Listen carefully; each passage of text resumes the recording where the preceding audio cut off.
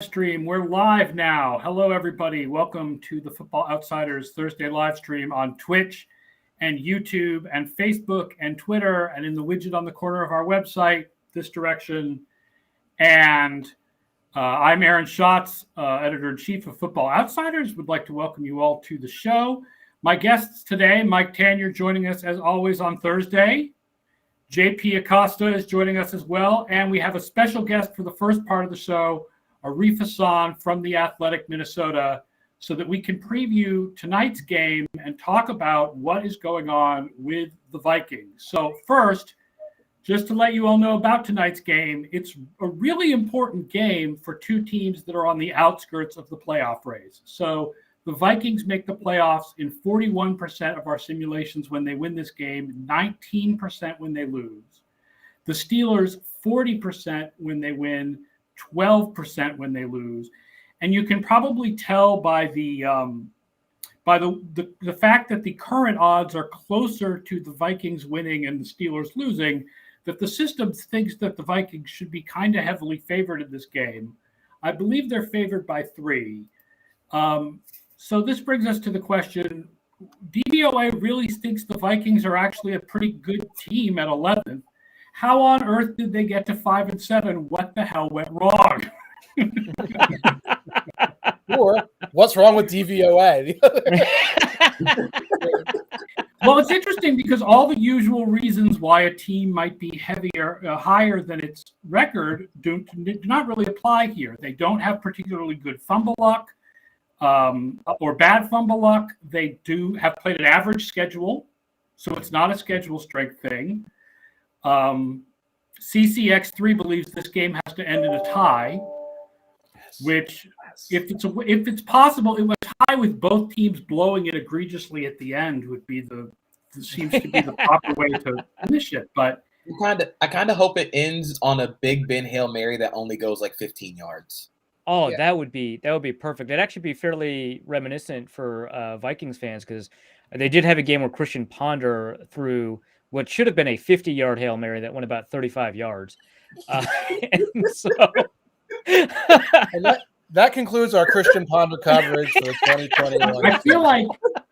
I feel like Kirk Cousins is so emblematic of this team because I've said for years that there is no player where there's a bigger discrepancy between how film people view him and how the stats view him than Kirk Cousins. Mm-hmm.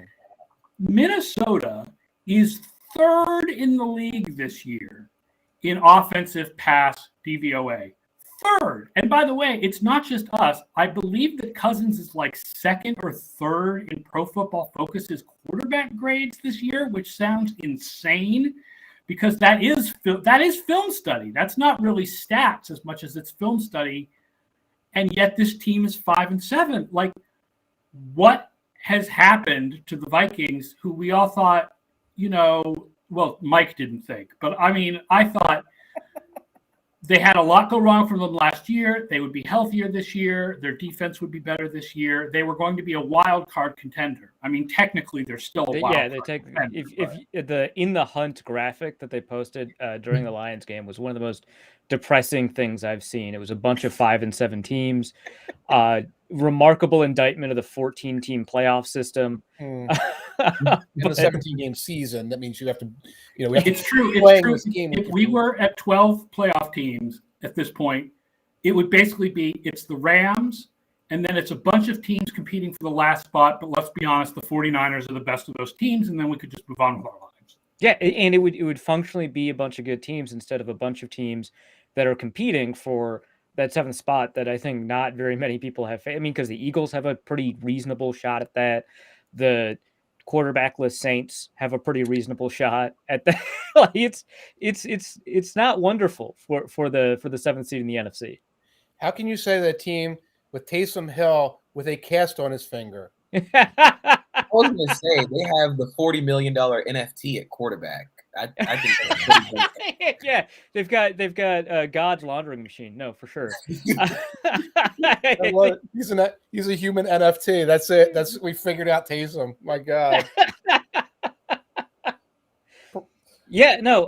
To that point about how Minnesota, got to 5-7 despite having, fairly good DVOA, fairly good EPA, fairly good, rate-based statistics, as well as, like you mentioned, most of kind of the luck-based measures that determine whether or not regression is going to occur in the future have actually fallen in Minnesota's favor, like fumble recovery rate.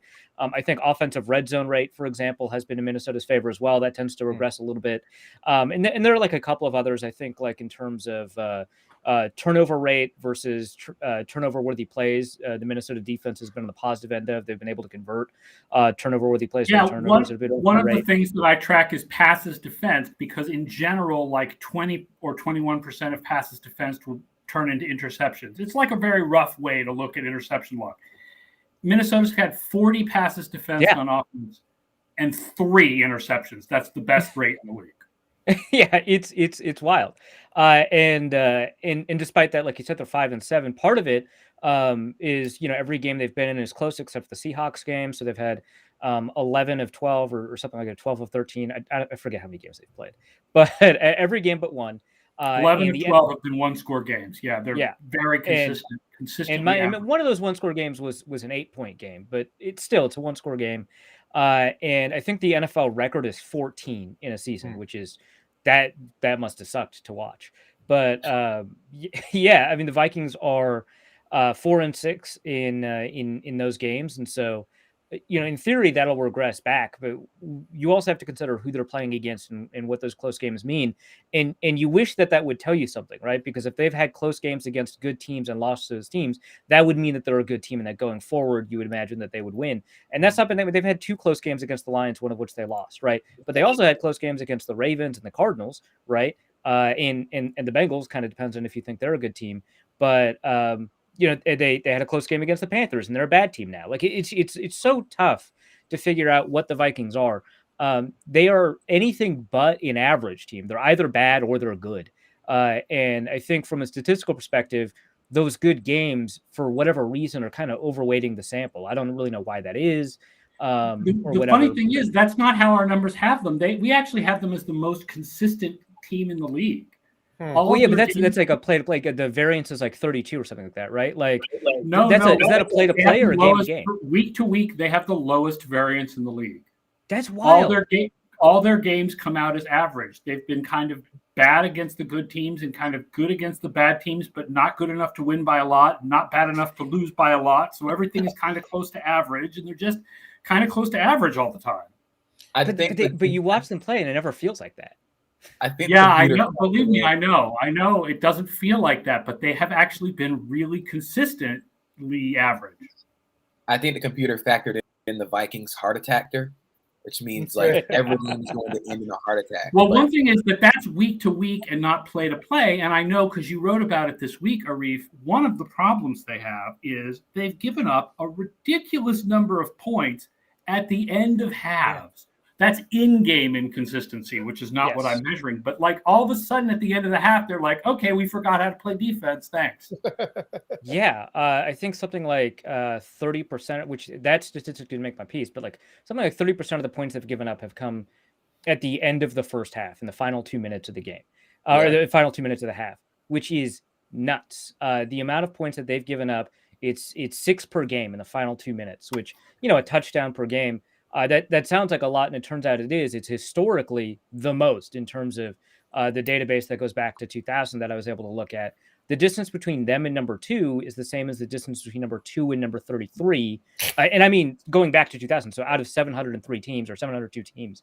So the distance between 1 and 2 is the same as the distance between 2 and 33, and the distance between 33 and 311 or something crazy like that. Like it is an enormous difference between what they've given up at the end of halves. And sometimes it's 2 field goals to the same team at the end of halves is what happened to Detroit. I think against the Bengals, it was 2 touchdowns that they gave up in the final 2 minutes. Just wild what they've done.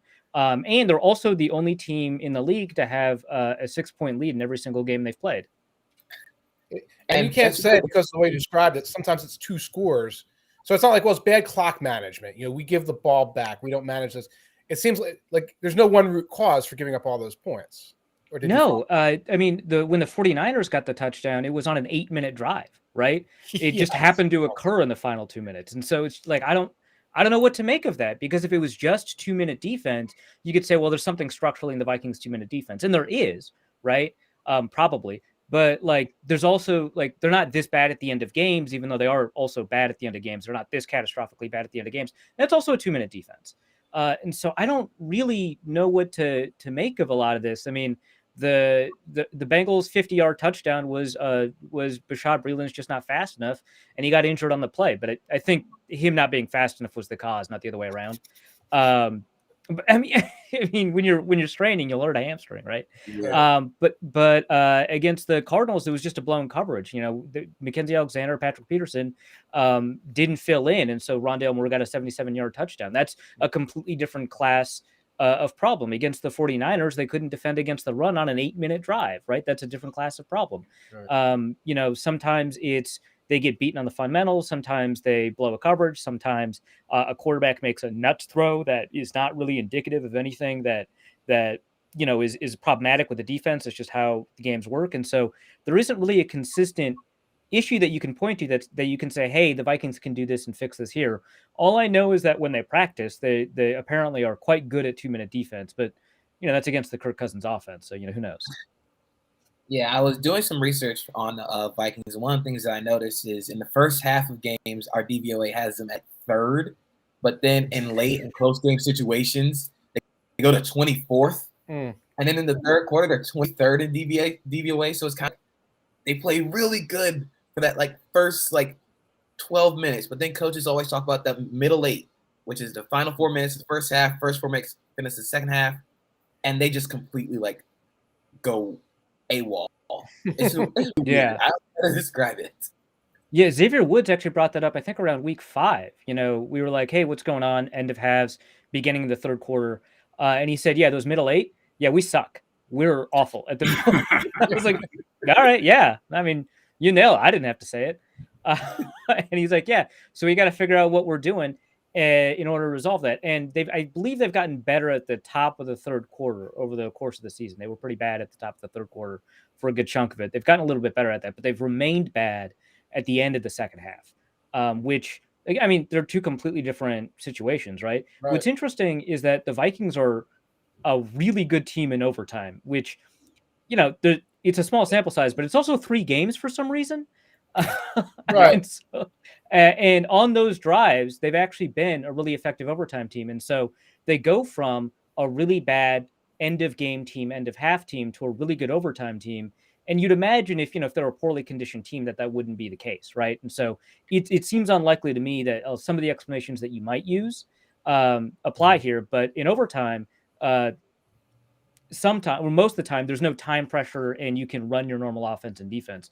And so it very much seems like the Vikings are really great at just normal football and awful at situational football, which is kind of the Kirk Cousins thing, right? But the fact that it also applies to the Vikings defense, which historically has actually been pretty good at situational football, really magnifies that problem. Well, I guess that brings up the question of how much of that would you put on the coaching staff? What is the sort of current feeling among Vikings fandom about the coaching staff and Zimmer and whether it's hot seat time? They want him gone. Vikings fans just want him gone. I mean, it's tough. He's nearly, I think he's like a 570 or nearly 600 coach. Tough to find. I think he's 7th or 8th in active winning percentage among coaches. And some of those coaches are like Mike McCarthy, right? So I don't really count that. But the fact that Zimmer's done it with like 5 different quarterbacks over his tenure with the Vikings, I think is impressive. I think it's very difficult to do what he's done given the circumstances he's been in. And it would be tough to find a better coach than Zimmer. But if the goal is only to win a Super Bowl and not just generally be good, it very much seems like you'd want to move on. Now, historically, that doesn't actually track. Like, if you're a good coach, you tend to end up being a good coach in the playoffs, even if you screwed it up early on. Like, I think a great example, of course, is Andy Reid. But it very much just feels like you're running into a wall. And I think that's why Vikings fans want to move on. What about your general manager, who I assume is safe? But I don't think he's safe. No? Yeah, so over the past 3 contract extensions that they've given Zimmer, they have matched year for year the contract extensions for Spielman, and so they very strongly implied that the two are kind of tied at the hip. And I would imagine that if Zimmer's gone, Spielman is gone as well. So and Spielman's had like a very long tenure with the Vikings. I mean, he arrived in 2005, was promoted to general manager in 2012. I mean, he's been around for a while and hasn't built a winner, whatever that means. And I think that if you move on from Zimmer, I think you're probably looking for a reset of sorts. Now, I think that if they did hire a new general manager, there's a very good chance that their candidate would be internal, so it wouldn't be an enormous reset or anything like that. But the issue is clearly not talent evaluation, right? I mean, the Vikings are a very talented team, and they've been a very talented team. Yeah. It seems to be ability to find a quarterback, which has been Spielman's biggest problem, and the ability to kind of close out. And the cap management element of things, where you're now the diminishing returns, which I think I talk about, and we're going to talk about the cap a little bit, I'm sure, in a moment, where you're just keeping this wild card nucleus together for more and more money every year. Yeah. It's a quote unquote playoff team, and playoff players cost a lot of money. And so it limits your ability to generate improvement through cap savings, especially because they do make some pretty odd decisions with regards to cap management. That's not even in reference to the Cousins contract. They have 2 nose tackles that cost like $10 million a year, right? Like, right. I don't know, man. And I always say, like, every time they make an extension, okay, we're going to extend Barr, we're going to extend Harrison Smith. Every extension in isolation makes sense. But then the combination of all of them is like, this is going to be the same team now for 3 more years, and the dudes are 29, 30, 31, 32. And it's like when you put that all together, you're not advancing. You're just sort of holding serve at a level. I think when we talk about Zimmer failing in the playoffs, there haven't been many years where we were like, oh, the Vikings are one of the top 4 teams and they failed in the playoffs. It feels like every year the Vikings are like the 12th best team, and then they fail in the playoffs because that's what you're supposed to do when you're the 12th best team. Right. Yeah, exactly. Like when they beat the Saints, it was a bit of a surprise, right? And then they ran into the 49ers and got stomped, and I don't think anybody was surprised. Right. Least of all Vikings fans. And so yeah, I mean, failing in the playoffs is one thing, but failing to meet expectations, sometimes that's a different thing entirely. And I think that the difference between the two is pretty well encapsulated by the Vikings. The only time that they've failed in the playoffs in a manner where they weren't expecting to was in 2017, when, of course, they got popped by Nick Foles, who was unstoppable, obviously. That was kind of but they were like they were of course a defense forward team, and so that is more likely for a defense forward team to just kind of collapse in the middle of the playoffs than it is for an offense forward team. And that's exactly what happened to the Jaguars with the worst quarterback. And so the Vikings wrongly thought that if they kept the same defense but improved at quarterback, that they have some more shots, which is the whole genesis of going after Cousins in the first place, because Cousins is a better quarterback than Keenum, but you can't carry all the insane luck Keenum had over into the next year either. Right. And so that was just kind of the way that they, and I don't know if you're a general manager, how you don't blow it up after 2017. I don't know how you handle that any differently necessarily than the Vikings did, especially because they didn't have a first round pick. So like, I don't know. Like, I don't know what you do differently if you're them, but that was just kind of the way the cards were dealt, and that's the only time I think where the expectations were for them to succeed and they didn't. CCX3 says there's no logic to moving on from Cousins, right? And that gets us to the question of where the Vikings go from here, because whether they actually come back and win the wild card, which there's still a reasonable chance of because of the fact that there's now 7 teams in the NFC, or they don't. Either way, this team is in really bad salary cap shape for next year. Overthecap.com has them 29th currently in salary cap space for 2022. So what happens with Cousins, and then what happens with the rest of the team? Like, how do they rebuild this to try to get better?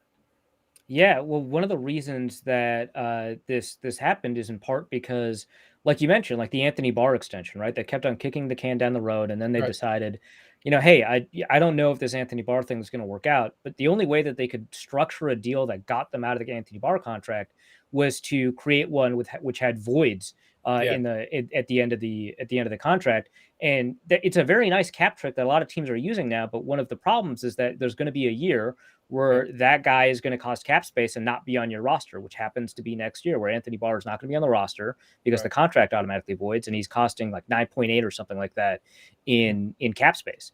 And that's just the nature of that particular contract trick. The Cousins, I believe, is going to be number 3 in cap hit next year at $45 million. And he's not a $45 million guy. It's fully guaranteed because that's how Cousins negotiates contracts. Good for him. But they're going to extend him. They're going to extend him another year. And they're going to send him another 2 years to spread it out. And this is where it becomes like a revolving debt situation. So I think that this is kind of one of those, if they make the playoffs and keep Zimmer and keep Spielman, they're going to extend Cousins. But if they don't, if they fire Spielman and Zimmer, they could attempt to do, what Reggie White did back when it was the Oakland Raiders and just take on like $70 million in dead cap and just blow it up and move on, right? That could be a possibility. Reggie, what was his name? Not Reggie White. Reggie. Oh my God, I got tricked by He's watching this. Yeah, I'm seeing that. Yeah, well, I'm sure Reggie White would have done the same thing. Yes. No, Reggie McKenzie back with the Raiders. I still think that taking on 2 years of $70 million of dead cap space was like an unheralded hero move by him. But, and then he got swept away. Yeah, and then he's like, bye, see you. Right. But I think that that's a possibility, or they could attempt to trade Cousins. I don't know who would be in the market. Obviously, whoever trades for him is going to do an extension. But that's possible too, especially now that we finally have a year where no one really believes in the draft class of quarterbacks, right? Then that makes it possible that, like, I don't know, maybe the Broncos, people keep saying they're a quarterback away, which is, the most dangerous phrase in football. But it's possible if the Broncos don't get Rodgers, which seems less likely now than it did, kind of earlier in the season, that you could find a trade partner for Cousins. So you move on from him, probably absorb some of that cap hit as part of the trade negotiation, and then see what you can do with the quarterback in Kellen Mond, and then hope that next year that you can draft a guy and give whoever the new general manager and whoever the new coach is basically a free year to evaluate whoever's left on the roster. So it is possible to move on from Cousins, but it's also like it requires a lot of like gritting your teeth and taking a lot of pain in the process, which is how Cousins negotiated the contract. Props to him. Right. Patrick Seeley makes a comment here about the Shanahan system has too many limits. Baker, Cousins, Jimmy G, Goff. Maybe the system is the problem, or the quarterbacks aren't any good and look better in the system.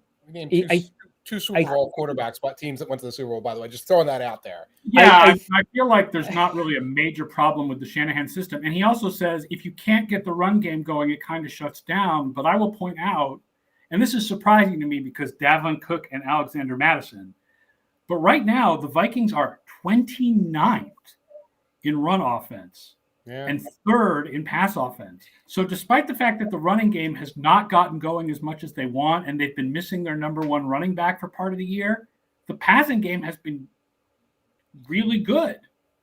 Yeah, Go ahead. I think the issue with the Shanahan system is not with the system. I think it's a good system like most systems are. I think the issue is that the thing that it's good at is tricking you, which is it can elevate bad quarterbacks to being pretty good. But those quarterbacks then can't be elevated once again to be great. And so you can be tricked into thinking that your mediocre quarterback is good, or that your bad quarterback is average, or that your average quarterback is great. When in fact, that's not the case. So I think if you pair a great quarterback with that system, you're in a really good spot, right? And I think the 2016 Falcons are a fantastic example of that, right? The collapse in the Super Bowl was not the Shanahan system's fault. It was a bunch of other factors that also has to include the Falcons defense. Like that never gets brought up. Yes, like they allowed 2 2-point conversions when there was no way for the Patriots to come back unless they got those 2-point conversions. I mean, just a lot of dominoes. Yeah. And so that's not a Shanahan system thing. That's just kind of the nature of how games work sometimes. And so the system can maybe fool you into believing that these quarterbacks can be elevated against defenses that are designed to stop the system in whatever way. Like, for example, when the Patriots decided that a nose tackle would be a great way to stop C.J. Anderson because they can only do inside zone with him instead of outside zone or whatever, right? Like whatever particularities of that system can be stopped by the unique matchups that an opposing defense has, a quarterback has to overcome. That's exactly what happened when Kirk Cousins went up against Shanahan in the playoffs in 2019, where Shanahan probably saw the Packers game and saw the end man of the line of scrimmage stop biting on the run and started attacking the quarterback. The Packers allowed like 6 yards of carry to Dalvin Cook in those games, by the way, and they did not care. They just said, we'll send Zadarius Smith after Kirk Cousins, and if Cousins can outrun Zadarius Smith, fantastic, power to him. But I bet he can't, and they were right. And so the boot play action stuff didn't work, right? But some teams have answers for that when the boot play action system doesn't work. The Vikings now have an answer for that when the boot action doesn't work. And so I think it's less the Shanahan system having a ceiling more than it being able to trick you into believing that the quarterbacks in the system may not have a ceiling when sometimes they do. And also, I don't really think that we're learning anything about Baker Mayfield this year. I think the injury stuff is too important for us to really evaluate him as a quarterback. Unfortunately, it's a contract year, so he doesn't get that luxury, but I do. Yeah, it's going to be really interesting to see how they evaluate Baker Mayfield because of all the injuries to him and to everybody on that offense. Like what you were saying with the Shanahan system, I think a lot of the problems that you see with elevating quarterbacks and tricking people into thinking that they're good is kind of like what the Shanahan system does to opposing defenses. It tricks you with all the motion and all the misdirection into believing one thing's happening, then another thing happens. But when it's time to go to that standard drop back passing, we saw that with the Rams with Jared Goff. It's why they brought in Matthew Stafford to get better at the standard drop back passing game. When you don't have that, teams can key in on the boot action, like you said, and just send your inbound line after the quarterback. So it's not necessarily like a limit within the system, but a limit to the quarterback within the system. Yeah. And so if you've successfully engineered your mediocre quarterback to being pretty good, you have to. It's now on you as a coach or front office to do a more honest job of evaluation of what's on your roster. Right. And so it's a perception issue internally rather than it is a structural issue within the system. And so, and Patrick Seeley just mentioned that, like, hey, they're running that system in Green Bay. Aaron Rodgers is a pretty good quarterback. Looks like it's working out for them. And like, yeah, you've got a good drop back quarterback there. And lo and behold, the Green Bay Packers are fantastic. So, it's a limitation with kind of the perceptive tricks the system creates for you, but it does not structurally prevent you from hitting extraordinarily high ceilings. Right. The problem is that they've got one more year of Cousins on contract, and if they wanted to get rid of Cousins, there aren't, nobody thinks this is a good quarterback class, so there'd be a year of pain, and then maybe getting a quarterback with the 2023 class, which is very good. Right. And your really young, youthful assets on the roster are Jefferson and Christian Darrisaw. Yeah, I mean, and Wongu, yeah. Yeah. A lot of guys are 30. I mean, obviously, the offensive lineman, Christian Darrisaw, Brian O'Neill, to some extent, Ezra Cleveland. I mean, he's been having a much better year this year after he switched to the left side. You have to figure out kind of the other two positions, but those are players that you can kind of count on. I imagine fullbacks don't age too poorly. So CJ Ham, he's been a key part of the offense for whatever reason. He's going to be around for a while. I don't think you took a breath and we reached the fullback. So I think it's we're talking about Shanahan systems, right? Got to talk about the fullback. But yeah, so those are your young ones, and then obviously Justin Jefferson and KJ Osborn. I think is going to continue to be a really excellent wide receiver 3. Don't think that the Vikings should count on him to be consistently elevated to a wide receiver 1 position or anything like that. But the Vikings would not be wrong to in what I think is like the 3rd or 4th consecutive great receiver class to see if they can find a long-term replacement for Adam Thielen in the draft. And then you're really set up offensively to find your new quarterback, as it were, in the coming years. But yeah, it seems like, hey, you've got some limitations on the offense, but I think it's the 6th youngest offense in the NFL. So there are opportunities to kind of rebuild and keep a lot of that offense. You just probably are not going to count on Adam Thielen to be a big part of that going forward. Dalvin Cook is old in running back years, so you're probably not going to count on him, 2 years down the line, especially with his injury history. But you could spend a 3rd or 4th round pick. I mean, they're not. It's the Vikings. They'll spend a 1st round pick, but you could, in theory, spend a 3rd or 4th round pick at running back and kind of resolve that problem. Patrick Shealy, by the way, also asked about Kellen Mond, who was a 3rd rounder. 3rd round. I mean, what do they think about him? And obviously, yeah, I don't actually want to. Yeah, I don't want to give up on him or anything like that. I don't want to say they have to get a 1st round quarterback. I'm not going to say that Kellen Mond is not going to progress or anything like that. He has looked truly awful in practices in the preseason. He does not look ready or anything like that. But I mean, he's a 3rd round rookie, right? Like, who cares? He's a 3rd round reach as a rookie. Frank. Yeah, 3rd round reach as a rookie. So like, that doesn't bother me too much. His issues are kind of related to timing more than anything else. He just doesn't understand the timing of the offense. He had to miss a good chunk of the middle of training camp because of COVID protocol concerns. And so, he never really got in rhythm with the offense. Jake Browning looked like a better quarterback than him, and that's always a red flag. I've seen a lot of bad quarterbacks turn it around in 1 year, which is not to say that they will, just that they can. Right. And so I don't want to write off Kellen Mond or anything like that. Given, his apparent draft capital, that there might be something there. So I wouldn't say that the Vikings should give up on Kellen Mond, but I also don't think that his, existence on the roster should prevent them from doing anything either. I think he can just be a happy accident if he turns out to be really good. The answer to who cares about a 3rd round rookie quarterback, by the way, is the Houston Texans. Yeah. Houston Texans. The answer. So let's talk about this game tonight and what you think. I mean, obviously the Steelers are as frustrating a team as the Vikings are, maybe a little less because the advanced stats don't think that the Steelers are really good. Like they think that they don't think the Vikings are really good. They don't think that the Steelers are good the way they think that the Vikings are good.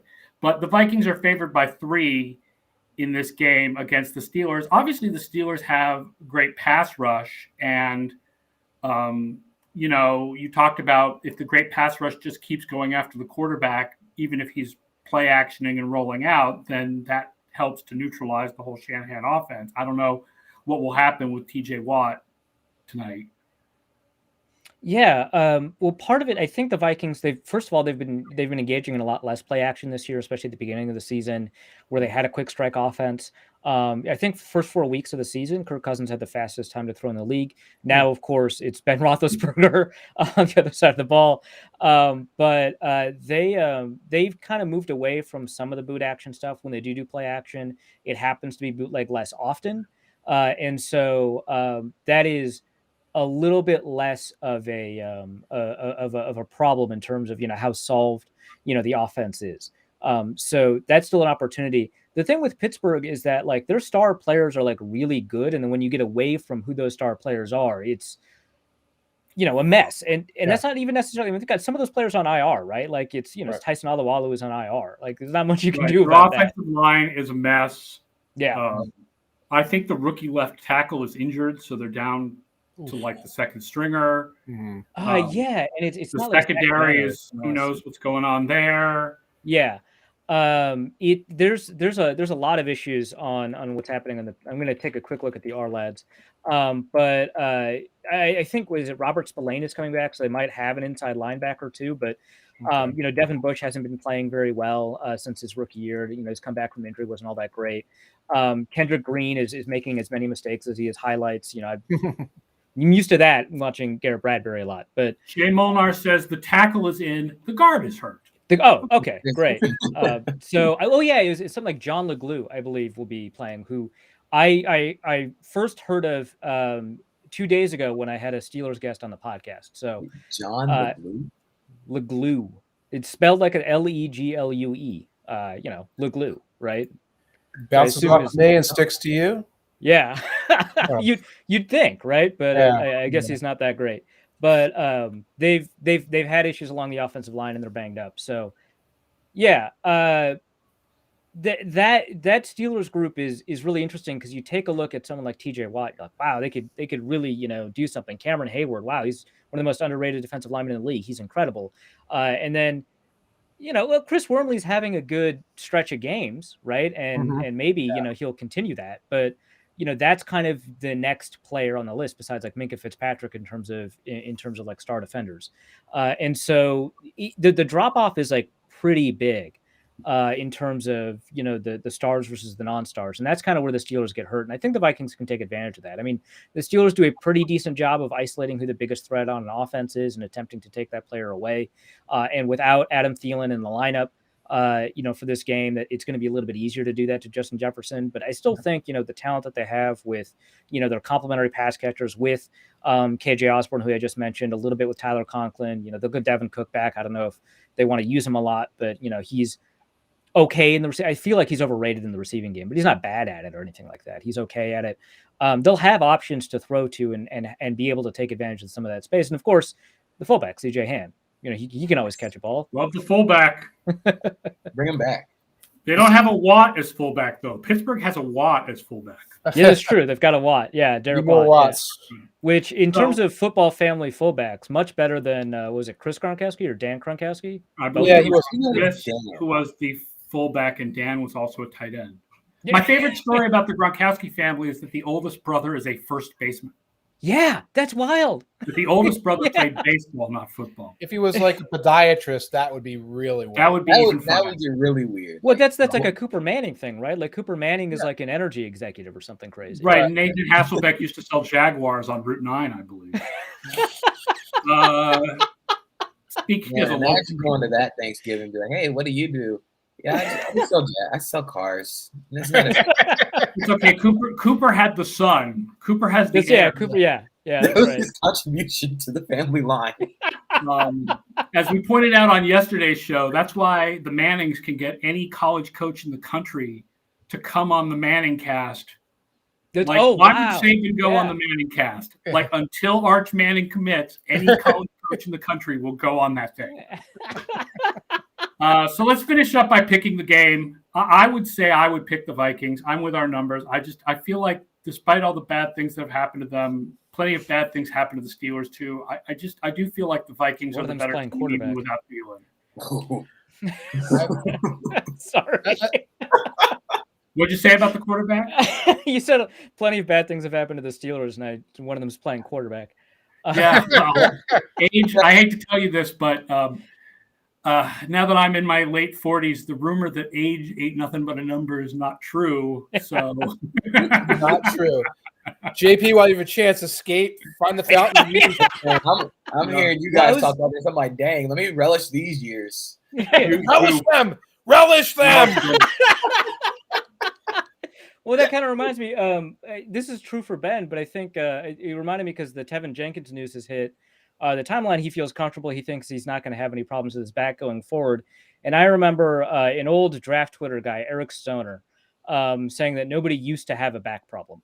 Right. Once you have one, you have one. Yeah, you just have one, right? Like Jerick McKinnon's a great example, right? I think that the injuries piling up for Ben are injuries piling up for Ben, and age is certainly not helping that. So, that's an issue. In terms of picking the game, I would say, there's a reason the Vikings are favored. It is so hard to move on from like the last couple of Vikings performances I've seen. They've been really ugly. Frankly, they've looked like a bad team, but I think fundamentally who the Vikings are, they are more talented, depth-wise and across the board than the Steelers are. And the only thing that'll turn it is that Mike Tomlin's a better coach, which is entirely possible. It's a short week, and so I think better coaches have a better advantage. But I do think that the Vikings are a better team and have higher lows, as it were, when you look across the roster. And Big Ben was complaining about his injuries. He was talking about how hard it will be to get ready for this game and talking about dealing with throwing. And whenever quarterbacks start talking about dealing with throwing, it's like me dealing with typing. Like that shouldn't be a problem. But I'm still going with the Steelers because with Thielen out and because just my overall distrust of the Minnesota Vikings, I could not possibly endorse them after what I've seen this year. That's fair. I have no clue, honestly. I don't trust the Vikings as a team. But I don't trust Big Ben as a quarterback either, because like 1 week he'll do what he does to the Ravens, and then the next week he's throwing ducks for out routes. And what did he do to the Ravens? He threw like 3 good passes. I mean, you have to think that Ben saw the Monday night game and was like, yes, absolutely. That is my dream. If you can just slant the ball off and make me just let me throw that little 3-yard slant and let me get out of here. Especially if it's cold, those old bones. Yeah, right. Yeah. Yeah. Every hit feels like you've broken some bones. Yeah. Oh man. I think I'm gonna go with the Vikings, but I don't feel comfortable about it at all. Like it's probably gonna end up like an overtime game where just the complete shenanigans happen, and I'm just gonna be sitting there like, yeah. I am rooting for a team to have 2 ties. Yeah, I am rooting for a team to have 2 ties to like totally screw up the playoff race. Oh my gosh! Because then it'll count 1 win and 1 loss, and they won't. That would be beautiful, especially since a bunch of Vikings fans have picked the team to go 8-1. For them to finally find a way to accomplish that, I think would be really fantastic. All right. Thank you. Arif Hasan from The Athletic Minnesota. Check him out on The Athletic Minnesota. Thank you so much for keeping us up to date on Mike's favorite team, the Minnesota Vikings. I really appreciate you coming on the show, man. Thanks for having me. Appreciate it. All right. Okay. Well, that was a while of good talk. So let's go quickly through the rest of the games of this week, shall we? Let's do it. Let's start with Baltimore at Cleveland, which is the most important game of the week for the playoff odds. The Ravens make the playoffs 94% of the time with a win and 67% with a loss. The Browns 38% with a win, 8% with a loss, even though DVOA thinks the Browns are the slightly better team, better on offense and defense. Baltimore, of course, is number 1 in special teams because they're Baltimore. These teams played just 2 weeks ago, and the Ravens won 16-10, although Cleveland actually had the higher DVOA for the game. The big thing in that game, I thought, was the Ravens had 148 rushing yards, led by Lamar Jackson at 68. The Browns only had 40. So the Ravens actually had a terrible passing game in that win, but they won because of rushing. 2 weeks ago, if you would have asked me what was the best, worst football game of the season, I would have said this. But then the Patriots-Bills game happened.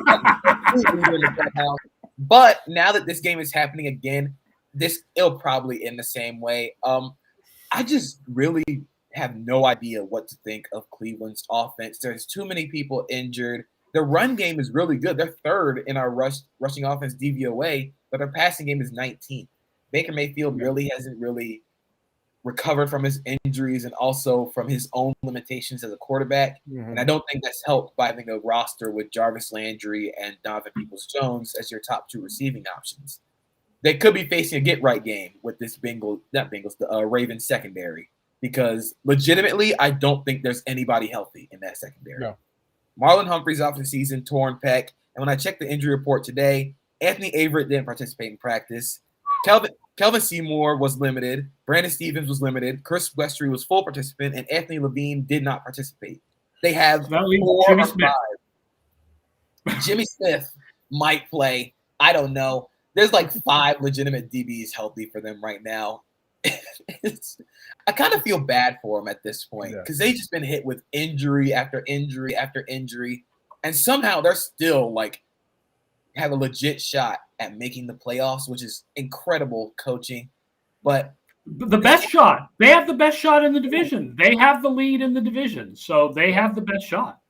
It's going to be really interesting to see how the Browns passing offense kind of goes against this Ravens passing like secondary. Is kind of like your weakness going up against their weakness. It could be one of your best games, or it could end up being what we saw 2 weeks ago. And the flip side is the utterly glitching Ravens offense, which has no running backs unless you count my 2013 fantasy team, and now has no tackles because they lost their tackle, and they're trying to put Villanueva, who's toast, on both sides at this point. So I feel sorry for the Ravens because they robbed us of a team that is usually fun to watch and exciting at the top of the playoff chase. And while they're still at the top of the playoff chase, they're no longer fun to watch and exciting. You talk about that bad, good football game. What was it? 5 turnovers in like 8 plays before halftime. That was the Mac. That was Maction on Sunday night. that was chaos, and it was like high school football. Some of the things that were going on there. So, this is a game I would normally be circling and all, and I'm sort of dreading it because what I would love to happen is 45-42, and we don't have to talk about Baker Mayfield anymore. He's a franchise quarterback. We don't have to talk about Lamar anymore. He's still like MVP caliber guy. I don't think we're going to get that. I think we're going to get another muck fest. And I'll point out to everybody, if you haven't checked Football Outsiders today, you should check Football Outsiders today. There's a really good film room from Derek Klassen on what is going on with Lamar Jackson. Some of it is he's just not pulling the string on open receivers. Some of it is just bad play design. Like somebody on the internet put up a video of a play where they ended up with two receivers within like 2 yards of each other. Just like play design's not working. Receivers running routes that are like mushy, like without really definite cuts, just kind of go into areas and just kind of be in there. And then the offensive line problems as well. So he points out all of that. Do you feel that Lamar Jackson has maxed out as an above average quarterback? I don't think so, because I think the Ravens offense asks him to do a whole lot in terms of they only have 5-man protections. They don't really have a running game. Their receivers really aren't that stupendous. So it's really just Lamar, go do something cool. And you kind of saw it a few weeks ago against Miami, where the Dolphins are just like, we're just going to blitz because they can't block us. Right. And against Cleveland, they're going to be faced with the same thing, because in that last game they played against the Browns, the Ravens could not block the Browns with 4. And they're doing like a lot of 5-man protections, which really isn't working or helping at all. I don't think Patrick Sealer points out the Ravens need a blitz beater audible. Yes, the Ravens are blitzed more than any other offense in the league, and it works. It works a lot, and I think a lot of it has to do with, like what Derek said, like Lamar not pulling the strings. But I also do think Greg Roman's passing game design is like my brother when we design plays on Madden. It's really not that great right now. They're kind of just it's just kind of just it's not a comparison you want to hear in the National Football What's your League. brother do when he designs plays on Madden? What's the key mistake he makes? So he goes 5 wide. He's very air raid, spread offense. But the problem is, like, he'll overload everybody to one side. So, like, there's 2 people in the same area. It's starting to sound a lot like Greg Roman when you hear it. Yep. I just keep going back to a play. I don't think it was the Miami game, but I think it was a few games after, where 2 Ravens receivers collided while running a route. And if that's, like, what's happening to you in your passing offense, you need to redesign the entire thing.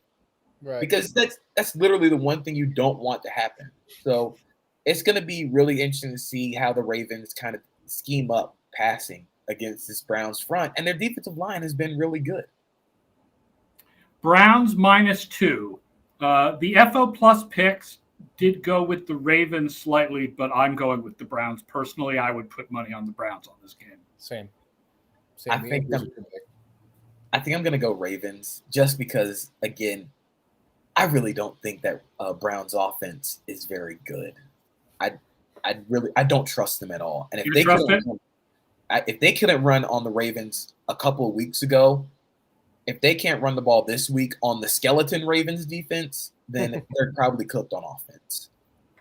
Las Vegas at Kansas City. Here's another rematch. 1 p.m. Raiders make the playoffs 29% of the time with a win, 7% with a loss.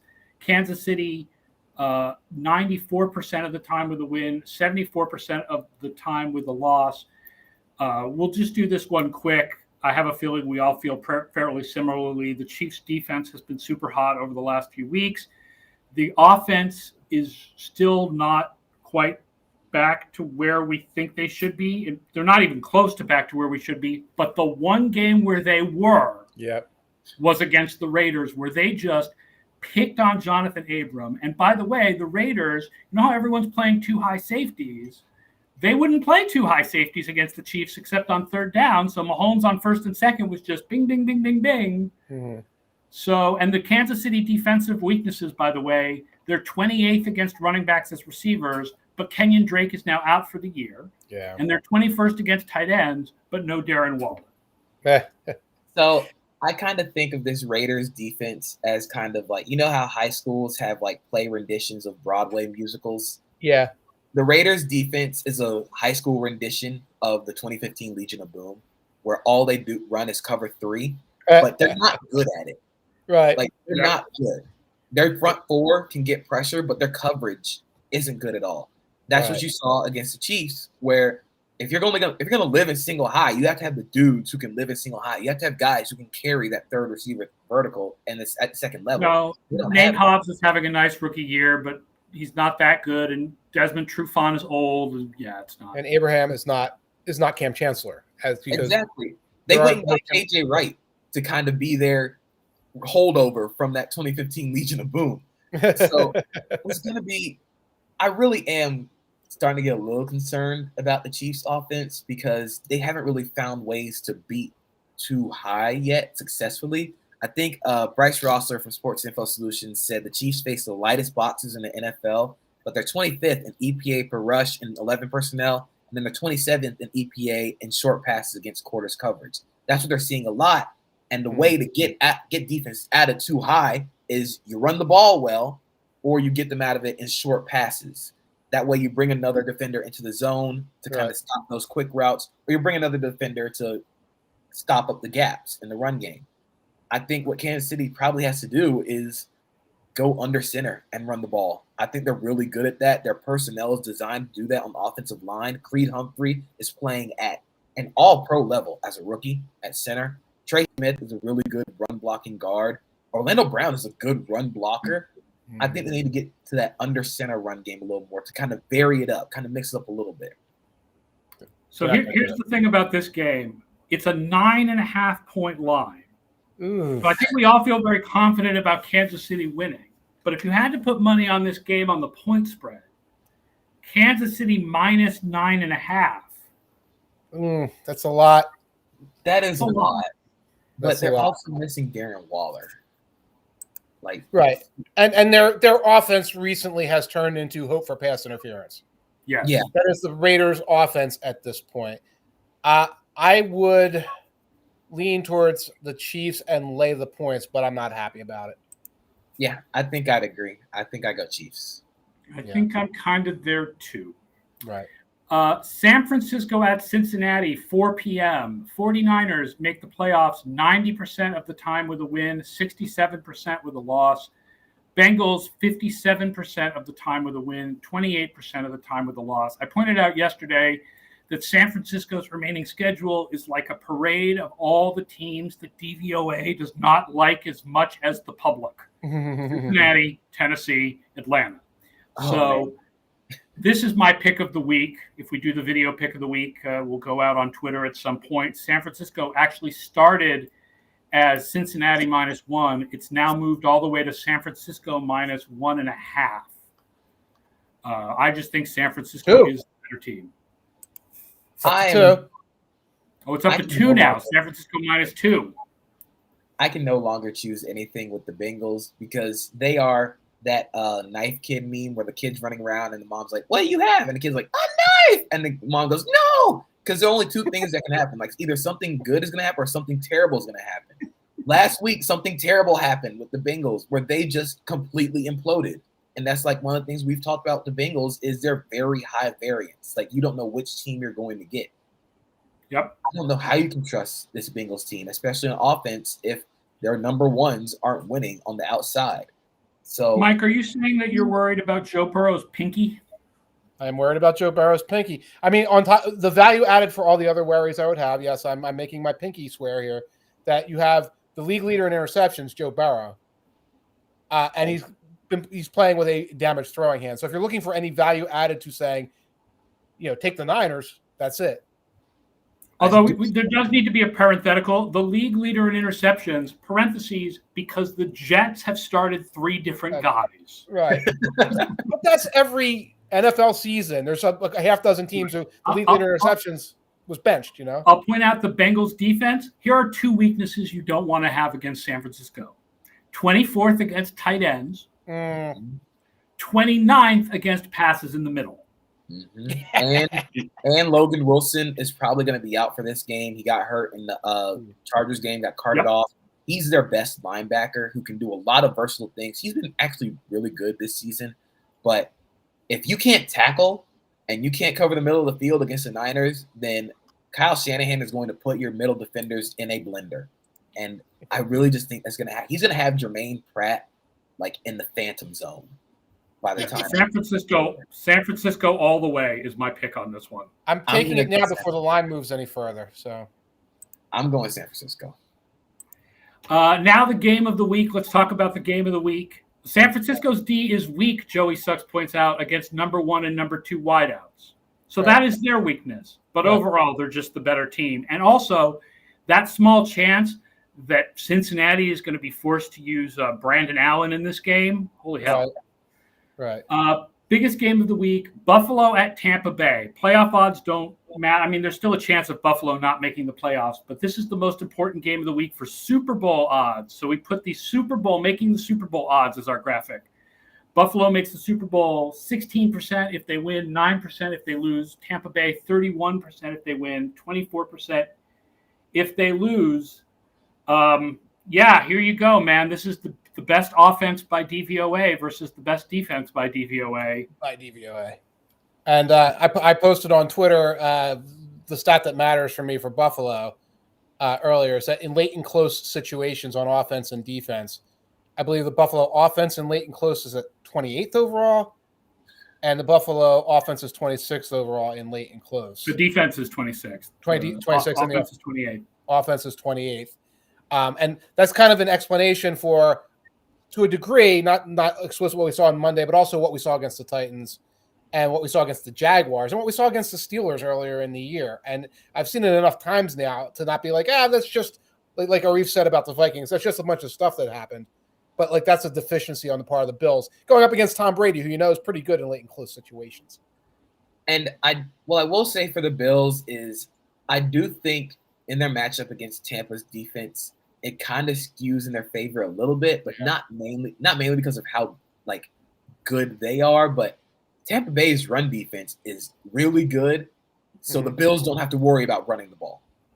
Right. Don't try it. I don't want to see any Devin Singletary carries, no Zach Moss. If you're going to run the ball, use Josh Allen. That's the one thing that I think they didn't do against New England is use Josh Allen in the run game more. But what the hell? Yeah, like you're 6'5", 240 quarterback, and you're just refusing to run him. And no read options, just design scrambles. There was also no end around game. There didn't seem to be a very robust screen game. Nothing you say, well, we got to do this because of the win. We have to diversify. None of that was put in. Patrick Seeley says, do you believe in the idea that Brady gets better later in the year? I mean, I know that I've done work in the past showing that the Patriots as a team have always gotten better later in the year. Yeah, I'm not. Whatever shadow deep theory that I can find on Reddit about Tom Brady now, I just believe it because every time I think that he's wrong, that they're wrong about something, Brady ends up going and doing it. I thought he was done after New England when he threw that pick six in the playoffs. Obviously not. I'm just going to say everything that Tom Brady says he's going to do, he's probably going to do it. I stopped not having faith in him. So, Joey Sucks points out Tampa Bay's rush DVOA is number 2. They can do everything on offense. Tampa Bay can do everything on offense. They're good at every position on offense. Yeah. And that run game does not set up well for Buffalo's run defense. No. Because like we said last week, Buffalo is a very finesse team, and they got punched in the mouth by New England repeatedly on Monday. Mac Jones threw the ball 3 times. If you win a game by throwing the ball 3 times, come on. And I think it's interesting. Buffalo has the highest pressure rate on defense by PFR. Yep. Tampa Bay, lowest pressure rate on offense, of course, because Brady gets rid of the ball easily. Mm-hmm. So it's a really great contrast of styles and quality, strength against strength when the Buffalo defense it takes on the Tampa offense. When the Buffalo offense is on the field, I mean, I feel like this is a better matchup for them than the Patriots because they want to throw the ball, and Tampa's had the injuries at secondary all year. Yep. I saw Richard Sherman is cross-training at safety now. That's interesting. I mean, a lot of players have gone from corner to safety when they get older, but this could also be due to Tampa not really having a lot of healthy DBs. Yeah. I will point out Tampa's defense by down goes 5th on first down, 10th on second down, 22nd on third down. Right. That's also a high volatility number potentially. Yeah, but third down defense is higher volatility, no question about it. When you talk about, just stop running the ball, except maybe, run a little bit of zone read, then you're just getting one-dimensional against a great pass rush when your offensive line is getting pushed around. So that's like I can see Josh Allen, he'll just launch the ball downfield and they'll beat the secondary with Diggs and everything like that. Or he'll get sacked or he'll start scrambling around, or that simply won't be enough even if he gets some good plays. I think that's the deal you signed up with Josh Allen. That's kind of the deal with the devil you make. You either get the really cool plays or he throws the ball 40 yards down the field to a fullback. Right, but if you're unbalanced to that degree and you're just relying on that against this pass rush, he's going to get ugly. Yeah. It's going to be interesting to see how they scheme against this Tampa defense, because I do think they're going to involve Josh Allen a lot more in the run game because they have to. Or if they scheme against Tampa's defense. I don't think they schemed against it. I don't see like a scheme against these better teams that they face. I think they just go out and do what they do. Just go out and Josh Allen, go do something. Go. Tampa favored now by 3.5. Yeah, do it. You're on Tampa? On Tampa. I'm off Buffalo. I'll take Buffalo because Buffalo is so ridiculously inconsistent this year that I could see them all of a sudden playing really well, or playing like crap, or playing a close game that they lose by 3 points. I like the hook. I like having the 3.5. I would take Buffalo plus 3.5. All right. Nope. I'm off Buffalo. Tampa, I would take, if I'm going money line, I would take Tampa. All right. I don't trust Buffalo. I'm going to go Tampa. Right. I'm going to skip Chicago at Green Bay because middle finger to all the Chicago fans who watch Chicago on Sunday nights and make them constantly schedule Chicago on Sunday nights and not flex them out.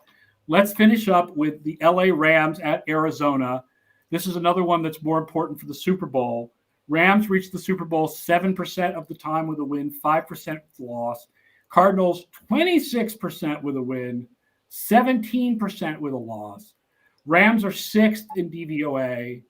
Arizona is 5th, but they would be 3rd if we weren't including the McCoy games on offense. Right. This is going to be a really fun game, and I think a lot of it is because I think the Rams kind of got their swagger back a little bit. Of course, they played Jacksonville, but it was a 37-7, thorough beat down. And I think one of the things that stood out to me was they got back to doing their under center bootleg play action. They ran leak in the past game, which I hadn't seen them do all year from under center, because they're not an under center team predominantly. They went 6-0 out with 2 tight ends a bunch of times under. They were getting back to that McVay under center wide zone scheme, which I think is going to help them vary up what they can do in the passing game. Right. Arizona, I still don't believe in their run defense, especially with J.J. Watt still not playing for the rest of the season. But where they do really well is against the pass, because they have so many versatile guys against. Mm-hmm. They have so many poker chips they can just push at, where you can have Isaiah Simmons rush the passer, or you can carry your tight end vertical. You have Jordan Hicks is still going to play the middle of the field. Jalen Thompson, Budda Baker, and Byron Murphy are really good on the secondary. And then Chandler Jones is still Chandler Jones. So this is going to be a really fun matchup between the Rams offense kind of getting back into their swing of things and the Cardinals defense, who has been really, really good this year. Yes. I will point out one stat I looked up. Arizona is 2nd on offense, and the Rams defense is 30th on defense on short middle passes. The Cardinals don't use them that much. In the first game, most of those passes went to Max Williams, which means now Zach Ertz, baby. Upgrade. Zach Ertz prop in this game. Joey Seth points out the Rams are 26th in DVOA against number 1 receivers, which seems really surprising for a team having Ramsey. I mean, I'm guessing if we had the coverage stats, we would find that was all passes where Ramsey was not covering that guy. So that's what I was thinking. That's what I was going to say. But they move Ramsey around and use him in a lot of different ways. Yeah, they use Jalen Ramsey a lot of different ways. Where they have him now, what kind of Brandon Staley leaned into last year and what Raheem Morris doing this year, they're putting him in the nickel more, which is getting him more involved, closer to the action, which is where you want your best players. But the drawback to that is when you throw the ball, you can throw the ball to your number one receiver now because Jalen Ramsey isn't guarding him. I feel like it's going to be Ramsey. It's going to be Ramsey on Nuke. You're not going to do that here. And be like, Ramsey. Rondell Moore around like they're only 26th in DVOA against number one wide receivers, but the first time these two teams met, Hopkins had only 67 yards. I mean, 67 yards is a good game, but it's not what you want from DeAndre Hopkins. Right. I mean, it would be kind of hilarious for Jalen Ramsey to be following around 5'7" Rondell Moore. Right. Just off the height difference alone. Yeah, and wind up getting beaten on these little passes and everything while Nuke's beating like the nickel guy. It's not going to happen. Patrick Seeley believes the Rams are the more desperate team. Okay. I've never been a big believer in more desperate team. I believe these guys are professionals and they go out to win. Both sides should go out to win every game. I mean, unless it's the end of the year and you're out of playoff. Yeah. This is obviously an important game for the playoff race for both teams. I think both teams are pretty desperate to win a Super Bowl is what they are. Yeah. It was based on desperation, like the Falcons. Would be the Rams definitely dominate this up front. The ESPN stats are kind of remarkable. The Rams lead the league in pass rush win rate and run stop win rate. They're second in pass block win rate, and they're fifth in run block win rate. So they're up front. Right. Which makes sense when you have the quality offensive line and Aaron Donald. Their up front is really rocking. Right. And now you can add Von Miller and Leonard Floyd, so you can't double team Aaron Donald anymore. Like that's something that I saw against Jacksonville, which is kind of like partially due to Jacksonville choosing not to double team Aaron Donald, which is good football, just smart football.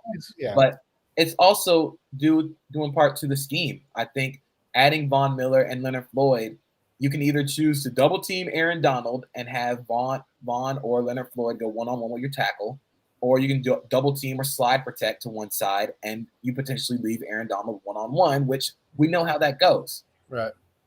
I don't know if Arizona's offensive line is going to be up to the task, especially against this new LA front, because this is going to be the first time they've seen Von Miller. Right. There was no Von Miller in the week 4 when they won 37-20. Right. I'm having a hard time putting 15 points on the board for Von Miller, though, as much as different that is. The Cardinals took care of the business pretty well in that game, and they were able to control the clock and everything later in that game as well. So that upgrade aside, I still see the Cardinals on top of this. So Cardinals are favored by 2.5. Mm-hmm. I guess I'd lean Cardinals. It's a really close one. I think the Cardinals are the better team. I think I'm going to go Arizona. I think the Cardinals are a better team. By the way, the props are not listed yet. You mentioned props for Zach Ertz. Yardage, no player props yet. I will keep an eye on it. It's so frustrating. I know they don't list Monday games until Friday or something. Right. But I'm leaning Cardinals. Thank you, everyone, for joining us on the show today. I really appreciate everybody watching. I really appreciate all the comments we got during the show. If you're listening to us after the fact on the Football Outsiders Podcast Network, don't forget, the only way you can ask us questions during the show is to watch live 1 p.m. Eastern every weekday and then comment through YouTube or Twitch. They can ask the questions. We just simply cannot answer because we are disembodied ghosts. Right. You could be driving in your car and just talking to your car radio and pretending it's us, but we cannot respond. So watch the show live and we can actually respond to your questions. Don't forget, by the way, limited time offer on FO Plus, 99 cents a week for an annual subscription. In this corner, you'll see. Go to footballoutsiders.com/subscribe to get that, and make sure that you subscribe to this show on your favorite app or podcast app or wherever you're watching us right now. Scott Spratt will be here tomorrow to get you ready for DFS action. I will be back on Monday to review Week 14. Try to enjoy what should be a close game between Minnesota and Pittsburgh. Maybe ugly, but it's going to be close. It will be. All Minnesota games are close. This one's going to be close. It will be. So enjoy it, and we'll be back with Football Outsiders livecast tomorrow, 1:00 Eastern. Bye-bye, everybody.